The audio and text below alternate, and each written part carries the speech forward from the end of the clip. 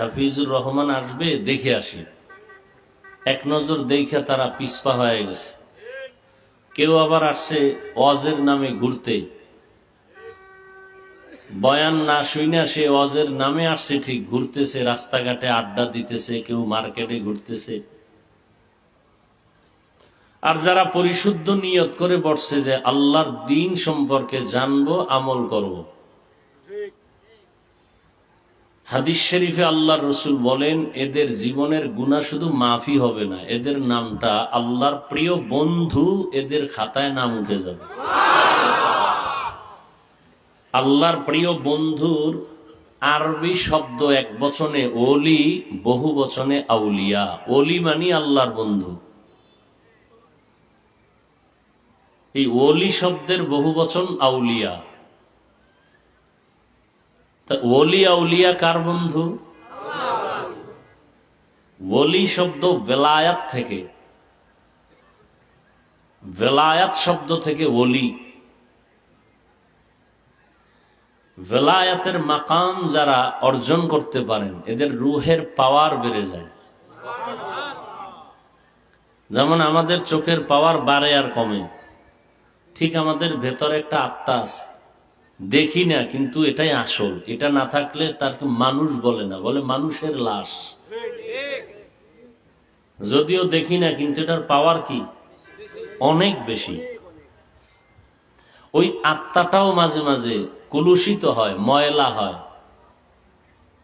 ওই ময়লা দূর করার জন্য নিজে নিজে ময়লা সাফ করা যায় না, জামায় ময়লা লাগে, নিজে নিজে ধুইয়া পরিষ্কার করা যায়, কিন্তু কিছু কিছু ময়লা আছে নিজে ধুইলেও পরিষ্কার হয় না, এজন্য তৃতীয় ব্যক্তি লাগে।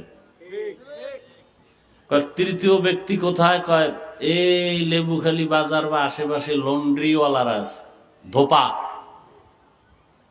ওখানে দাও, কঠিন দাগ উঠায় দিবে। বলে কেমনে? কয় তাদের কাছে আলাদা মেডিসিন আছে, যে মেডিসিন আমাদের কাছে নেই। পরিচ্ছন্ন কলবের মধ্যে কিছু ময়লা পড়ে, কিছু ময়লা আছে নিজে নিজে কাজ করলে পরিষ্কার হয়। যেমন ছোট ছোট গুনাহ করছি আমরা, এখানে বসছি, অটোমেটিক গুনাহ মাফ হয়ে গেছে, পাক হয়ে গেছে। কিছু কিছু গুনাহ আছে এটা নিজে নিজে পরিষ্কার করা যাবে না। অহংকারী ভাব,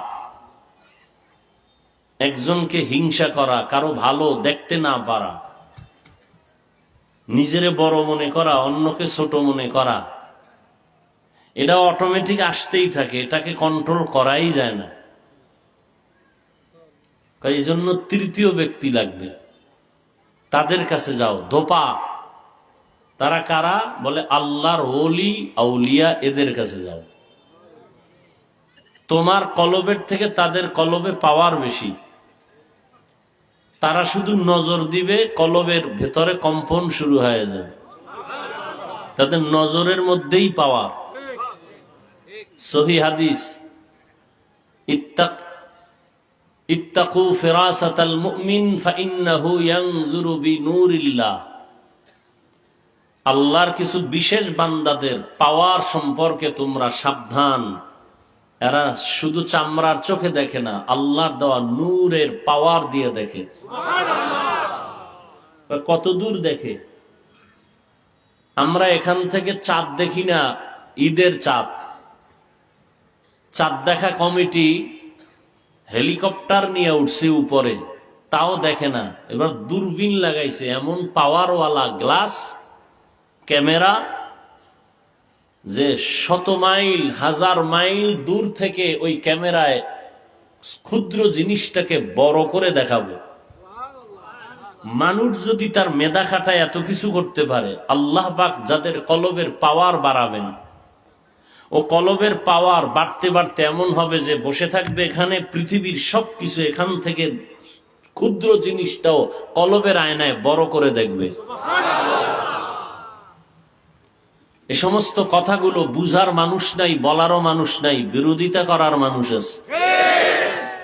বুঝে না তো, তার মার সেরা খায় বিড়ি, নাই দাড়ি, নাই টুপি, নাই জিকির, নাই তেলাওয়াত, নামে মুসলমান, নামে ইসলামের ব্যানার, কামের বেলায় কিচ্ছু নাই, না আউজুবিল্লাহ ঠিক মতো পারে, না তাকওয়ার কোনো চিন্তা আছে, না চোখে মোনাজাতে পানি আছে, মোনাজাত ধরে কান্না নেই, নামাজ পড়ে ঠিক কিন্তু নামাজের ভেতরের আত্মা নাই, রুহু নাই, রুহু ছাড়া নামাজ। ওই যে আপনারা দেখেন না ক্ষেতের মধ্যে জামা টানায় না লাঠির সাথে, দূরের থেকে মনে হয় একটা মানুষ দাঁড়ানো, আসলে মানুষ, উপরে জামা টামা পরায়া রসের হাড়ি দেয়, মাথা বানায়, বাহির থেকে মনে হয় একটা মানুষ, ভেতর পুরাটাই খালি। আল্লাহ তো কোরআনেই বলছেন কিছু মুসল্লি আছে নামাজি, এদের জন্য জাহান্নাম। এবার বুঝেন যে কেমন নামাজ পড়েন, নামাজ পড়িয়াও কই যাবে? আল্লাহ বলছেন আমার কথা, আরাআইতাল্লাযী ইউকাযযিবু বিদ্দীন ফাযালিকাল্লাযী ইয়াদউল ইয়াতীম ওয়া লা ইয়াহুদ্দু আলা তাআমিল মিসকিন। পরের আয়াত পড়েন, ফাওয়াইলুন লিল মুসাল্লিন, ওয়াইল নামক জাহান্নাম মুসল্লিদের জন্য। এই মুসল্লি আর বংশগত মুসল্লি না, আমাদের দেশে মুসল্লি বংশ আছে না, ওই মুসল্লি না, নামাজ পড়ে যে মুসল্লি, এদের জন্য কোন জাহান্নাম? ওয়াইল। জাহান্নামীর কয়েকটা স্তর আছে, কিন্তু মারাত্মক একটা স্তরের নাম ওয়াইল। ওয়াইলুল লিকুল্লি হুমাজাতিল লুমাজাহ, যারা মানুষের গীবত করে, দোষগুলো পেছনে বলে, তাদের জন্য ওয়াইল নামক জাহান্নাম।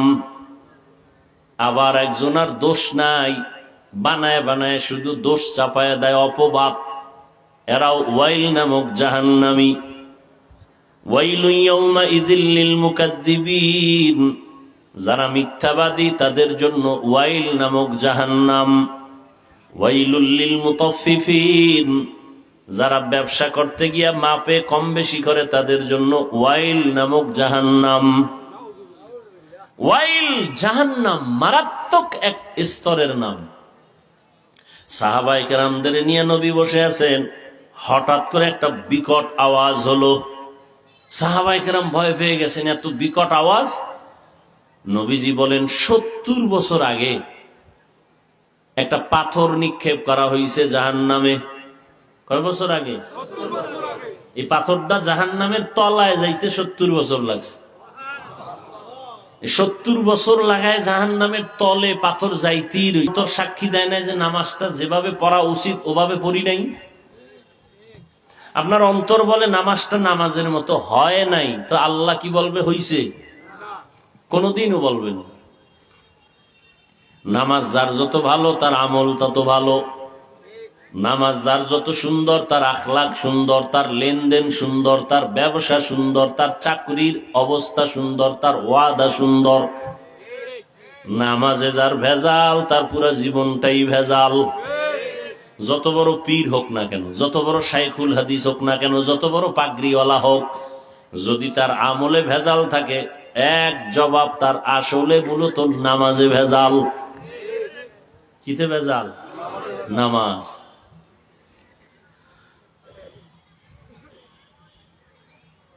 আল্লাহ বলেন আর রহমান আল্লামাল কুরআন খালাকাল ইনসান আল্লামাহুল বায়ান। তরজমাটা বলছি, ভূমিকায় 2-3 মিনিট একটু কথা বলে মূল 2-1টা কথা বলেই দোয়া করে দেব। দুনিয়াতে আল্লাহ মানুষ সৃষ্টি করেছেন এবং এই মানুষকে সৃষ্টির শ্রেষ্ঠ মর্যাদা দিয়েছেন। মানুষের মতো দামি কোনো প্রাণী আল্লাহ বানান নেই। নূরের সৃষ্টি শ্রেষ্ঠ না, আগুনের সৃষ্টি শ্রেষ্ঠ না, একমাত্র মাটির সৃষ্টি মানুষ। ঘোষণা কার? মানুষ বানাইয়া শ্রেষ্ঠত্ব দিছেন না বানানোর আগেই? আগেই। মানুষ যেন দুনিয়াতে গিয়া নিজেদের বরাত্ম, সম্মান, শ্রেষ্ঠত্ব ধরে রাখতে পারে, এজন্য আল্লাহ 2টা ব্যবস্থা দিছেন। কয় ব্যবস্থা? এক ব্যবস্থার নাম ব্যক্তি, আর এক ব্যবস্থার নাম কিতাব। ব্যক্তিও লাগবে, কিতাবও লাগবে। সমস্ত ব্যক্তিদের মধ্যে শ্রেষ্ঠ ব্যক্তি রহমাতুল্লিল আলামিন। সমস্ত কিতাবের মধ্যে শ্রেষ্ঠ কিতাব কুরআনুল কারীম। এই দোনোটা আসছে কোথায় জানেননি? মক্কা নগরীতে। শ্রেষ্ঠ ব্যক্তি রহমাতুল্লিল আলামিন কোথায় আসছিলেন বলেন? শ্রেষ্ঠ কিতাব কোরআন কোথায় আসছে? মক্কায়। কেমন অবস্থায়? যেই সময় মক্কার মানুষের মতো লম্পট চরিত্রহীন দুনিয়ার আর কোথাও ছিল না। মক্কার মানুষ এত খারাপ, সারা দুনিয়ার অন্য কোথাও এদের মতো চরিত্রহীন লম্পট আর জমিনে কোথাও নাই। এটা কেমন কথা? এলাকার মানুষ দুষ্টামি করে, গান বাজায়, মাইকে গান বাজায়, কিন্তু তুলনামূলক মসজিদ যেখানে আছে এর পাশের মানুষগুলো একটু অন্যদের তুলনায় একটু হিসাব করে চলে না। পৃথিবীর মধ্যে শ্রেষ্ঠ ঘর তো বাইতুল্লাহ। অন্য দুনিয়ার অন্য জায়গার মানুষ চূড়ান্ত খারাপ হলেও মক্কার পাশের মানুষগুলো তো একটু কম খারাপ হবে। কিন্তু ইতিহাস দুনিয়ার জমিনের মধ্যে ওই সময় মক্কার মানুষ এতটাই খারাপ, অন্য কোথাও এত পরিমাণ খারাপ মানুষ আর ছিল না। অথচ বাইতুল্লাহ তো এই মসজিদের মতো না, যেই বাইতুল্লাহর দিকে তাকাইলেই সওয়াব, খালি দেখবে সওয়াব। হাজী সাহেব হজের সফরে গিয়া আল্লাহর ঘর বাইতুল্লাহর দিকে প্রথম নজর দেওয়া মাত্র যা চাইবে সাথে সাথে আল্লাহ তা কবুল করে ফেলবেন। বাইতুল্লাহ প্রথম নজর দেওয়া মাত্র যা চাইবে আল্লাহ সাথে সাথে তাই কবুল করবেন। এ বাইতুল্লাহর বৈশিষ্ট্য। বাইতুল্লাহর এরিয়ার মধ্যে যদি কেউ একবার বলে আল্লাহ, 1,00,000 বার আল্লাহ বলার সওয়াব। বাইতুল্লাহর এরিয়ার মধ্যে বসে যদি কেউ বলে সুবহানাল্লাহ, একবার বলছে 1,00,000 বার সুবহানাল্লাহ বলার সওয়াব আল্লাহ দান করবেন। যেই বাইতুল্লাহর দিয়ে তাকাইলে সওয়াব, ওই বাইতুল্লাহর পার্শ্বের মানুষগুলো এত খারাপ কেন? এর অনেকগুলো কারণের বড় একটা কারণ হলো এরা মুরব্বি হারা। কি হারা? ঈসা নবী চলে গেছেন, 500 বছর প্লাস আর কোন নবী নাই। মুরব্বি হারা হইতে হইতে এরা মনের নফসকে মুরব্বি বানায় নিছে, মনে যা কয় তাই করে। আমাদের মধ্যে কিছু মানুষ আছে কারণ কোন মুরব্বি মানি না, এই সোরার ঘরের সোরারা কোন মুরব্বি মানে না, পীর মানে না, ওলিয়া উলিয়া মানে না। ওরা মানে কারে? ওরা নফসকে মানে। ওদের মুরব্বি নফস শয়তান, ওদের মুরব্বিকে নফস শয়তান। এই নষ্টগুলো প্রত্যেকটা কাজে ক্ষেত্রে নষ্টামি করে। কেন? ওদেরকে ডিরেকশন দেয়, পরিচালনা করে নফস শয়তান। যে কোনো আল্লাহওয়ালা মানে না, অটোমেটিক শয়তান তার মুরব্বি হয়ে তাকে পরামর্শ দেয়। মক্কার মানুষগুলো এত সুন্দর বাইতুল্লাহর পার্শ্বে থাকিয়াও খারাপ হলো কেন? কি নাই? মুরব্বি নাই। আর যারা মোজ বড় কইরা, দাড়ি খাটো কইরা চাপাবাজি করে, আমরা কোনো অলিয়া উলিয়া মানি না, আমি বলি ওরা কোরআন মানে না, ওরা বুখারী শরীফ মানে না, ওরা ভণ্ড। কেমন ভণ্ড? ওদেরকে যারা ভণ্ড বলে না তারাও ভণ্ড। যারা ওলিয়া উলিয়া মানে না এরা কি? এরা কোরআনও বুখারী শরীফও। এদেরকে কেউ যদি ভণ্ড না বলে তারাও। আল্লাহ হেদায়াত দান করুন। মুরব্বি হারা মক্কার মানুষ চরিত্রহীন হয়ে গেল। কার মাইয়া কার বোন খবর নাই, পাইছে তো আলিঙ্গন করে ফেলেছে, জেনায় বেবিচারে লিপ্ত হয়েছে, হালাল হারামের ভেদাভেদ নাই, বুঝানোরও কোনো মুরব্বী নাই, হিতাহিত জ্ঞান শূন্য হয়ে গেছে, খায় না পাক। আমাদের সমাজে যারা মদ পান করে আছে না, মদ পান করার পরে কোনো বদমাইশে জিকির করছেনি, মদ পান করার পরে কেউ নামাজে দাঁড়াইছেনি, বরং সব মদখোরের গোষ্ঠী খাইয়েই ল্যাংটা হয়ে যায়। মাইয়া বউ কে আর ভেদাভেদ থাকে না। আমি বানায় বলতেছি, শেষ পর্যন্ত ক্যান্সারে মরে, লিভার নষ্ট হয়। আল্লাহ মানুষের জন্য হালাল খানা দিছে পিওর, আর মানুষ সেই খানাকে হারাম বানায়, ময়লা বানায়, নাপাক বানায়। মানুষের জন্য আল্লাহ পিওর খানা দিছে, হালাল। বাহিরের কোনো আবহাওয়া, কোনো অক্সিজেন, কোনো বাতাস লেগে যেন নষ্ট না হয়। তুমি চালের ভাত খাইবা, কাবার করে দিছেন। তুমি রুটি খাইবা, গমটাও কাবারে আটকানো। তুমি যত গোশত খাও, কাবার দিয়ে রাখছেন চামড়া। তুমি যদি মাছ খাইতে চাও, সেখানেও কাবার লাগানো, কাবার খসায় তারপরে খাও। ফল খাইবা, কাবারে লাগানো। তরমুজ খাও, কাবারের ভিতর থেকে বের করে খাও। কাঁঠাল খাও, কাবার খুলে খাও। কলা খাও, কাবার ফেলে খাও। তোমার খানা যেন ময়লা না হয়। ফল খাইবা ভিটামিন, কাবার দিয়ে দিলাম, তবে কিছু ফল আছে কাবার সহ খাও। কাবার হালকা, তবে এটা আবার হালকা ময়লা থাকলে একটু পানি দিলাম, বিশুদ্ধ পানি, পানি দিয়া পরিচ্ছন্ন করে নাও।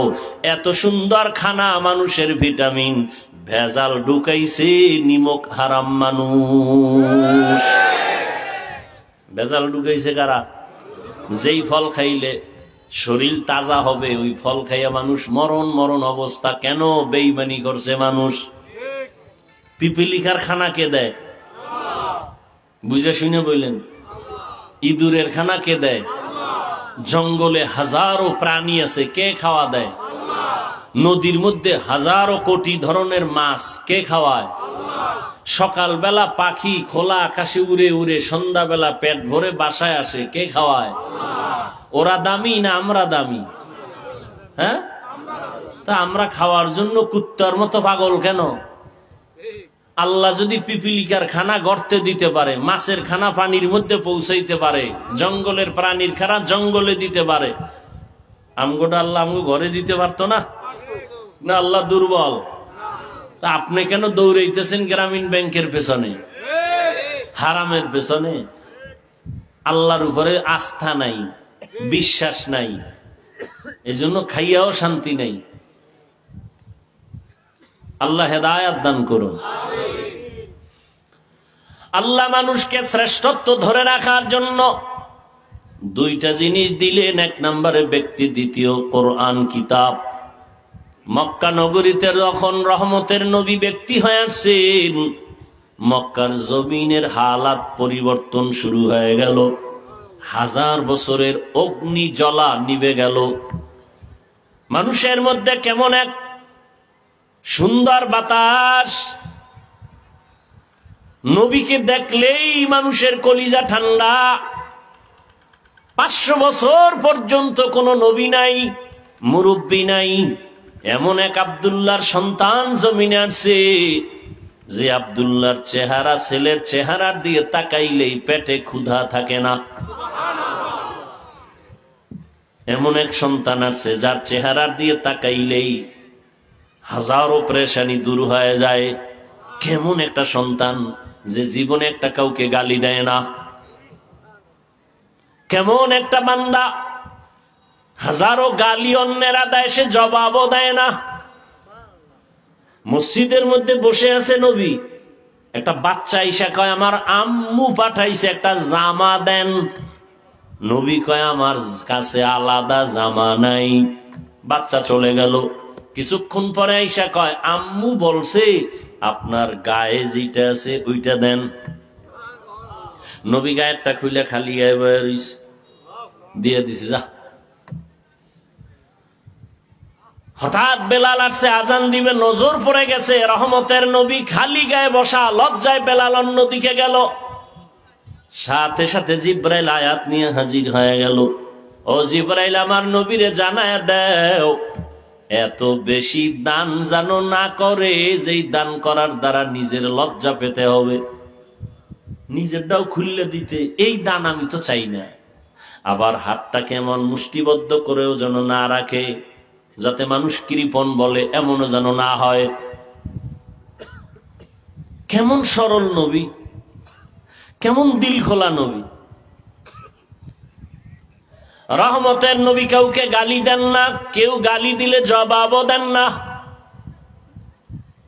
মক্কার মানুষ পাগল হয়ে গেছে, এমন ব্যক্তি তো মিথ্যা কথা বলে না, চোখ গরম দিয়া কারো দিকে তাকায় না। নবীর হায়াতে কোনোদিন চোখ গরম করে কারো দিকে তাকান নাই। নবী যদি গরম চোখে তাকাইতো না, জায়গায় পুড়ে যাইত। নবী জীবনে কোনোদিন গরম নজর দিয়ে কারো দিকে তাকান নাই। কিন্তু নবীর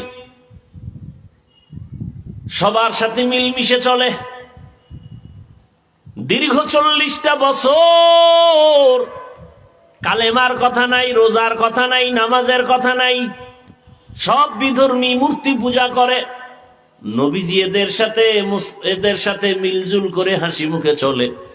কালেমার দাওয়াত তো আসবে 40 বছর পরে, এর আগে তো দাওয়াত দেওয়া যাবে না।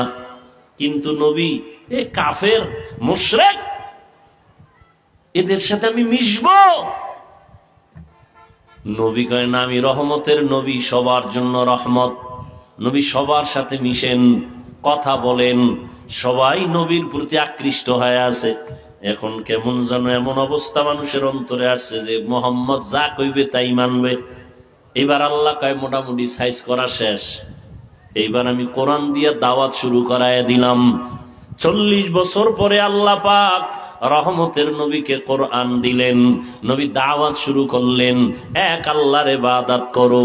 এবার সরল মানুষগুলো কালেমা পড়ে, কিন্তু গরল মানুষগুলো কয় মুহাম্মদ আমগো ধর্মের বিরুদ্ধে কেন আওয়াজ, মূর্তির বিরুদ্ধে কেন আওয়াজ। রহমতের নবী দাওয়াত শুরু করলেন, এক আল্লাহর ইবাদত করো।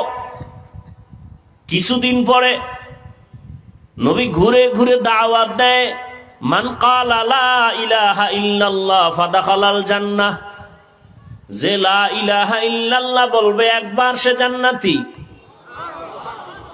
কুলু লা ইলাহা ইল্লাল্লাহ তুফলিহুন। হঠাৎ করে নবী আবার কয় রহমানের ইবাদত করো। মুশরিকরা তো মুহাম্মদের কোনো দিকে আটকাইতে পারে না, ফাও উল্টা পাল্টা প্রশ্ন করে নবীকে বিভ্রান্ত করতে চায়। সমাজে কিছু মানুষ আছে দেখবেন চরম বেয়াদব, হুদা আলেম ওলামারে প্রশ্ন করে আটকায়। ইমাম সাহেবরে গিয়ে কয় হুজুর ভালো আছেন নি? হ্যাঁ। মুসা নবীর মায়ের নাম কি বলেন তো? ইমাম সাহেব কয় হঠাৎ করে জিজ্ঞাসেন, মনে নাই, 2 দিন পরে কম। চায়ের দোকানে গিয়ে বেয়াদবে কয় এই জন্যই তো মসজিদে যাই না। হুজুরের মধ্যে কিছু নাই, এলেম কালাম নিয়ে একটু মূর্খ রাখছো। এরকম বেয়াদব আছে না নাই? মাদ্রাসায় টাকা দেয় না হিসাব চায়, মসজিদে টাকা দেয় না হিসাব চায়, এরকম বেয়াদব নাই? মক্কার মুশরিকরা মুহাম্মদের উল্টা পাল্টা প্রশ্ন করে, এই আব্দুল্লাহর ছেলে, এতদিন কইলা এক আল্লাহরে ডাকবো, এখন আবার কর রহমানের ইবাদত করব, আল্লাহ কি 2 জন নি? কয় না।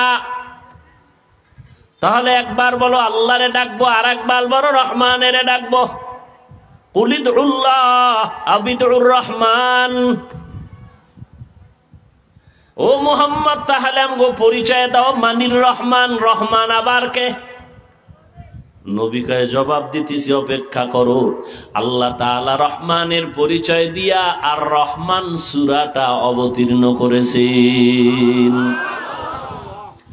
নবীকে আল্লাহ বলেন আমি রহমানকে বুঝায় দেন ওদের। আর রহমান আল্লামাল কুরআন খালাকাল ইনসান। রহমান হলেন তিনি, কোরআন শিক্ষা দিলেন যিনি, রহমান হলেন তিনি, মানুষ সৃষ্টি করলেন যিনি। খেয়াল করছেন নি? এখনো খেয়াল করেন না, আবার করেন। রহমান হলেন তিনি, কোরআন শিখাইলেন যিনি, মানুষ সৃষ্টি করলেন যিনি। আল্লাহ রহমানের পরিচয় দিতে গিয়া বললেন, প্রথমে বললেন আমি কোরআন শিখাইছি, তারপরে বললেন মানুষ সৃষ্টি করেছি। বাস্তবে কিন্তু উল্টা। আল্লাহ আগে মানুষ বানাইছেন, পরে আমরা আইসা দুনিয়াতে কোরআন শিখছি। আমাদের সৃষ্টি আগে, শিক্ষা পরে। আল্লাহ কয় না না, আমি আগে কোরআন শিখাইছি, তারপরে মানুষ বানাইছি। তাহলে বাস্তবের উল্টা হইল না? কথা বলেন না কেন? আল্লাহ আপনি উল্টা বললেন কেন? মুফাসসিরিনে কেরাম তার জবাব দেন, আল্লাহ ঠিকই বলছেন, আমাদের বুঝার বড় দুর্বলতা। বলে কেমন দুর্বলতা? কয় আল্লাহ যে বলছেন আমি কোরআন শিখায়া মানুষ বানাইছি, সেই মানুষ আলাদা। সেই মানুষ আলাদা, এবং সেই মানুষই জান্নাতে যাবে, আর কোন মানুষ জান্নাতে যাবে না। বলে কোন মানুষ? বলে দুনিয়াতে অনেক মানুষ আছে বিভিন্ন ভাবে। কয় একদল মানুষ হলো বংশগত মানুষ, আর একদল মানুষের পরিচয় জন্মগত মানুষ, আর একদল মানুষ হলো গুণের মানুষ। আল্লাহর কাছে গুণের মানুষেরাই জান্নাত পাবে, বংশগত মানুষ জান্নাত পাবে না। আদমের বংশে আমগো জন্ম, আদম নবী বংশগত বাবা, আমরা তার বংশজাত সন্তান। আমার আব্বার ঔরসে আমার জন্ম, আমার আব্বা জন্মদাতা বাবা, আমি তার জন্মগত সন্তান। তাই আদমের বংশে জন্ম হলেই নাজাত পাওয়া যাবে? যদি বংশ হলেই নাজাত পাওয়া যায়, তো হিন্দুরাও জান্নাত পাবে, বৌদ্ধরাও জান্নাত পাবে, ইহুদিরাও জান্নাত পাবে। আসলে কি পাবে? না, বংশগত মানুষ জান্নাত পাবে না, জন্মগত মানুষের পরিচয় জান্নাত পাবে না। বলেন জান্নাত পাবে কারা? মাত্র বলছি কারা? এবার 2 মিনিটে বুঝার চেষ্টা করেন গুণের মানুষ কাকে বলে। পৃথিবীতে যে কোনো জিনিস বানানেওয়ালা বানায় এমনিই না, কোনো কাজের জন্য। ভালো করে মনে রাখবেন, বানানেওয়ালা যেই বস্তুটা যেই কাজের জন্য বানায়, ওই কাজ হলো ওই বস্তুর গুণ। যেমন মাইকওয়ালা মাইক বানানোর সময় বানাইছে কেন? আওয়াজটা দূরে নেওয়ার জন্য, তাহলে মাইকের গুণ আওয়াজ দেওয়া। বাতিওয়ালা বাতি বানানোর সময় কেন বানাইছে? আলো দেওয়ার জন্য, তো আলো দেওয়া বাতির গুণ। পাখাওয়ালা পাখা বানাইছে কেন? বাতাস দেওয়ার জন্য, বাতাস দেওয়া পাখার গুণ। ঘড়িওয়ালা কেন ঘড়িটা বানাইছে? ঠিক মতো টাইম দেওয়ার জন্য, টাইম দেয়া ঘড়ির গুণ। মাইক যদি ঠিক মতো আওয়াজ না দেয়, সবাই বলবে এটাকে ভেঙ্গে ফেলে দাও, এটা গুণের মাইক না। বাতি যদি আলো না দেয়, বলবে বাতিটা ভেঙ্গে ফেল, এটা গুণের বাতি না। ঘড়ি যদি টাইম না দেয়, বলে খুলে দেয়, এটা গুণের ঘড়ি না। পাখা যদি বাতাস না দেয়, বলবে এটা গুণের পাখা না, ভেঙ্গে ফেলো। ঠিক নেই? তাহলে মাইক বানাইছে যেই কাজের জন্য, ওই কাজ ওই মাইকের গুণ। কি কাজ? আওয়াজ দেওয়া। যেই কাজের জন্য বানানোওয়ালা যেই জিনিসটা বানায়, ওই কাজ হলো ওই জিনিসের গুণ। এবার আমাকে সবাই আওয়াজ দিয়া বলেন, মানুষ বানানোওয়ালাকে কোন কাজের জন্য বানাইছেন? আমা খালাকুতুল জিন্না ওয়াল ইনসা ইল্লা লিয়াবুদুন।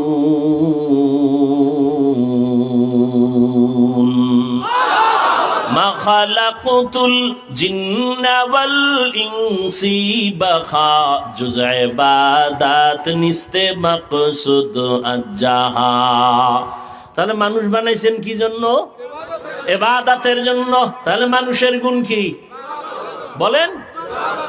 যারা ইবাদত করবে তারা গুণের মানুষ, যারা করবে না তারা গুণের মানুষ না। যে মাইক আওয়াজ দেয় না, বলবে ভেঙ্গে ফেল, এটা গুণের মাইক না।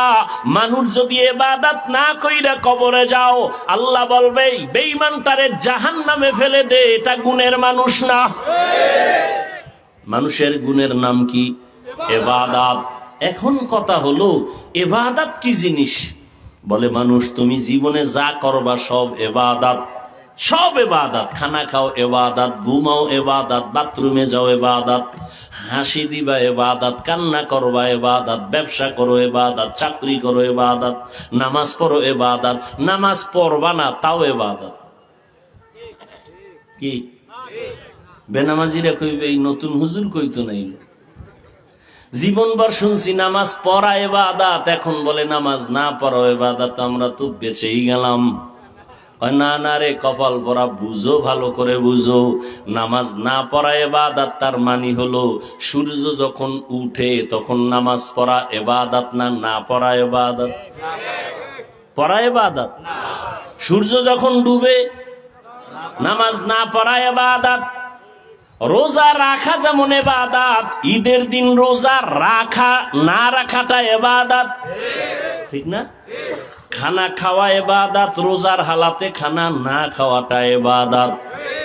সব কথার মূল কথা মন গড়া না, সব কিছুর নিয়ম আছে না নাই? নিয়মের নাম হলো তরিকায়ে রসুল। কার তরিকা?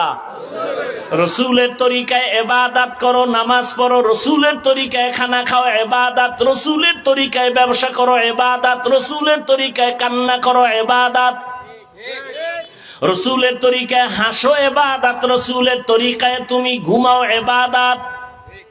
রসুলের তরিকায় কেমনে ঘুমাবো এগুলো ভিন্ন আলোচনা। এখন কথা হলো নবীর তরিকা জানতে হলে জানা লাগবে না?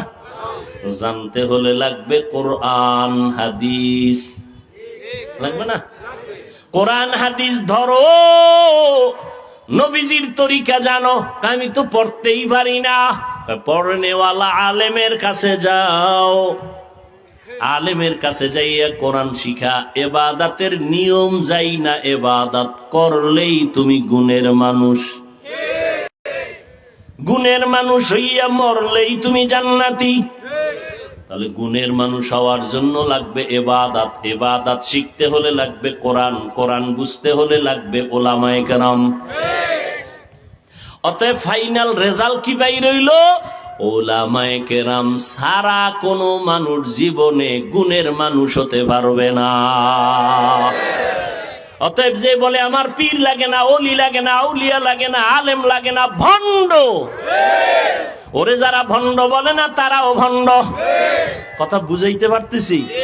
তাহলে গুণের মানুষ হওয়ার জন্য আলেম লাগবে নি? কেন লাগবে? কোরআন হাদিস বুঝার জন্য। কোরআন হাদিস বুঝবো কেন? ইবাদত শিখার জন্য। ইবাদত করব কেন? গুণের মানুষ হওয়ার জন্য। গুণের মানুষ হব কেন? মাওলার দিদার পাওয়ার জন্য। এদিকে ইঙ্গিত করে আল্লাহ বলেন, আর রহমান